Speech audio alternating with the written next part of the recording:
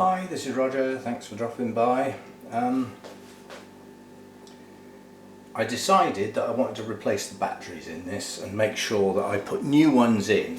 I mean, in theory you can still have a duff new one, but I'm trying to de-risk everything, so this is the last time I'm messing about with it on camera, but I thought as it's the final time I will go through it. Now I've got my really accurate measuring jug to get 250ml, and I'm still using RO water. I'm not going out specifically risking my life with the virus just to get some flipping deionized water. So RO water, 250ml, 250ml. That's got the higher calibration fluid in it. That one's got the lower one in with the packets next to them, so I don't get it wrong and forget. You can get forgetful when you get older, allegedly. And what I did this time was I did a quick calculation. If the difference between 0 degrees and 25 degrees is 0.4 on the pH scale, then the difference between 20 degrees and 25 degrees is sort of probably less than 0.1. But nonetheless, if we're going to do it, how much trouble is it to raise the temperature of my two mixtures? So I put some hot water in there, stood the jug in there and used the thermometer on my TDS meter to get it to somewhere near 25. I don't know how accurate the thermometer is, but it's closer to 25 than 20. Yeah, so it's going to be a little bit more accurate. And then we're going to do exactly the same as we did last time, except for this time we've got a more accurate solution on the grounds that I've added the temperature into it as well. Now I'm going to have to tip this up slightly to get some depth. So, right, so in here at somewhere near 25 degrees, this really should be reading 6.86 it says on the packet, and it isn't. So we're going to play with the screwdriver. Now I've already thought of a logic problem. If I use a screwdriver to get that meter to read what it should do in that solution, and I put it in that one and it's out, and I adjust it for that one, isn't it going to put it out in that one again? So I might have to do an average, which is what the electronic ones do anyway, I suspect. But that's quite a long way out. It says 6.3. So what we will now do is fiddle with the screwdriver. Which I can't even see the screw inside of there, I must admit. So I can't really see what I'm doing. God, that is difficult. It's almost impossible to see the screw and line up the screwdriver with it. So this is not something I would... got it. I felt it click in place. Now I've got to turn it a little bit and I don't know which way, so I'm going to turn it a little bit that way. And what's that done? What that's done is kicked it up to over 7. So we need to come back a little bit. I'm not quite so heavy handed this time. So we've got to turn that until you feel it sort of lock on the screw. Gotcha. And come back a tiny bit. That screw turns far too easily for my liking.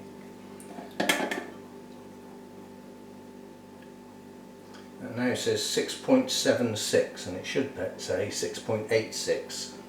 Goodness me, that's a fraction, isn't it? I don't know whether I can turn the screw that tiny an amount. But I'm going to have a go at getting this, so I need to turn it a fraction that way now, don't I? Don't even know if that turned.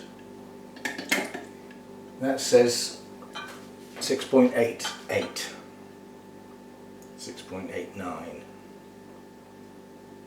That's pretty damn close, isn't it? You know, we're into double decimal places here. It's flicking between 6.90 and 6.89.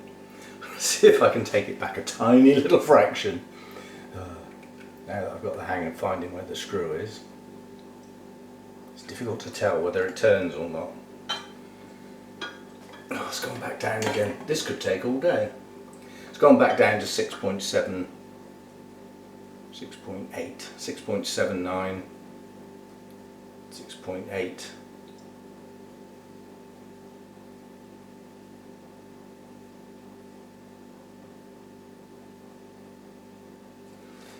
so we'll try turning it one last time at a fraction.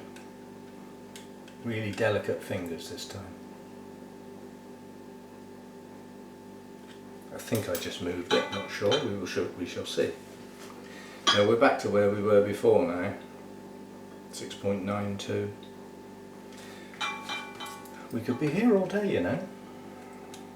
I bet one, you know, if somebody who's doing this all day for a living could turn that screw and get it spot on. But I had trouble even getting the screwdriver to find the slot. So that was high, wasn't it? It needs to come back a fraction.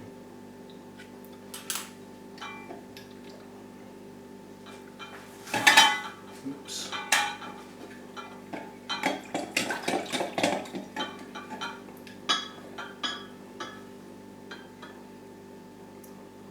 .81, and then it flashes to 6.86. That's as good as I'm going to get that. That's pretty good. It's flashing between 6.86 and 6.87. As far as I'm concerned, that's as good as it's going to get. Right, so that's that one done. Now we've got to get into the other one and see how far out it is. Because quite honestly, I'd prefer it to be closer to 6.86 accurately, because most of the time when I'm measuring pH, it's around 6.3 to 6.6, 6.7 anyway. I don't go anywhere near 4. The lowest I ever go is about 6. So I don't need that low calibration, if you know what I mean. And that's going to shoot good. Certainly goes straight down to 4 point something anyway. That says 4.18 and it's supposed to be 4.01, isn't it? Yeah, 4.16.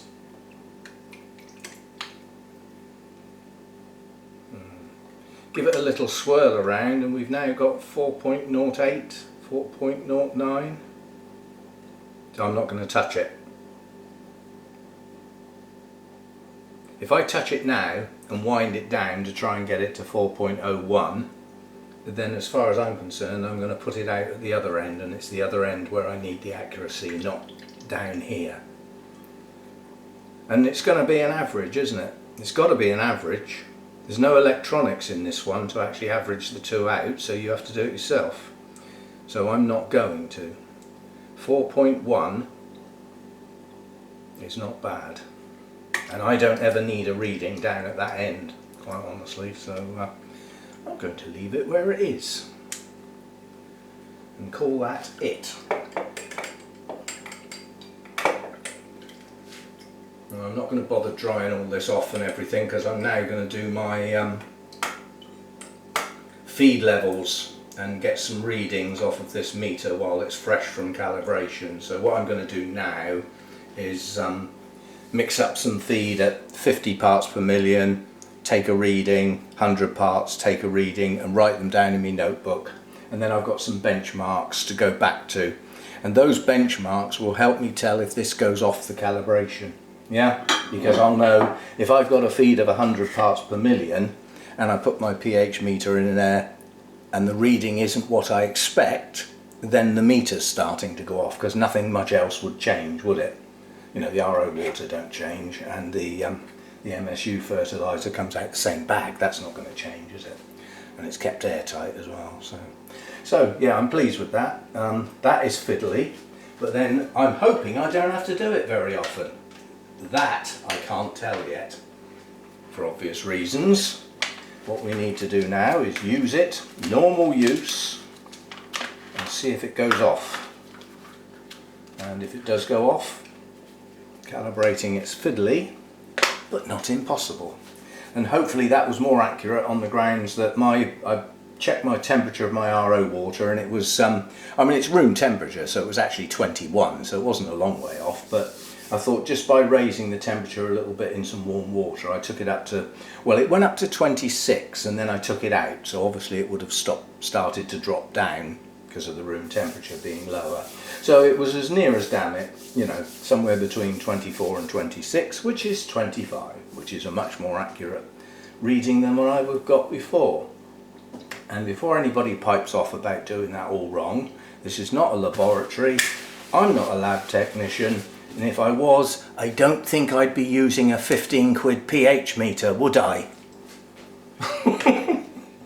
So for what I want, that's plenty good enough.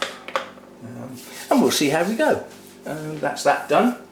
And when I've done I'll probably do 4, maybe 5 readings, 50, 100, 150, 200 and 250. I'll get 5 readings done, and that's not so bad because I can put some MSU in, and if it's like 60 parts per million, I can just sploop a bit of water in until I get it as close to 50 as I want, take a reading, write it down, and then add some more feed. And again, if it's not enough, add a bit more. If it's not quite enough, add some more water.